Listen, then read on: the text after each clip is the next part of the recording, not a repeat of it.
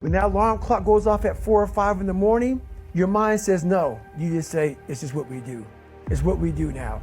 Because to get to where you want to go, the amount of pain involved, the amount of mental pain of how many times you're going to have to do something that you don't want to do to get to where you want to go. There's going to be more times you do something that you don't want to do than you are going to want to do. And that's your new norm. And then once you do this over and over and over again, it becomes like breathing. I don't want to live this lifestyle, but to get to the other side of this, I have to. When you quit, your mind does this. When you quit, your mind says, we're done. So it doesn't expand. There's no expansion when you quit. When you say, F you, this sucks, I'm drowning, I'm miserable, I'm suffering, I'm broken, but I'm not going anywhere. What happens to your mind is it does this.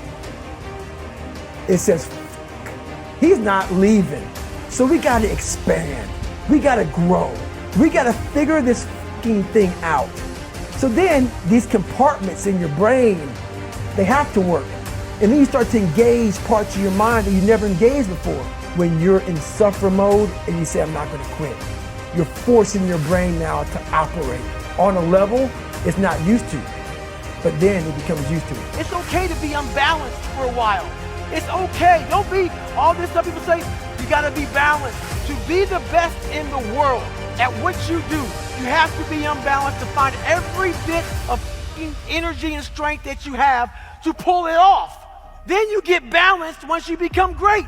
And it takes being obsessed to where people think you're crazy.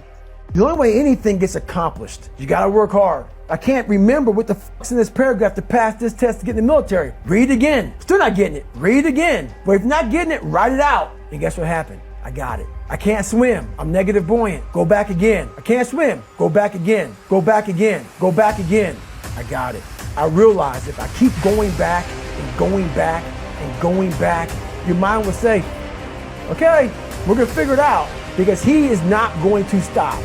If you want to be great, you want to be the baddest motherfucker ever at what you do, you're going to be misunderstood by everybody, because you're going to be so fucking obsessed and so driven to get there. That's what it takes. It takes every second of your fucking life. Anybody says balance? Yeah, balance is important for a lot of fucking people. It is. But if you want to fucking go to that edge where people do not like you, don't understand you, question everything you fucking do, you've arrived. When people don't understand you anymore, you're in that spot of obsession and drive.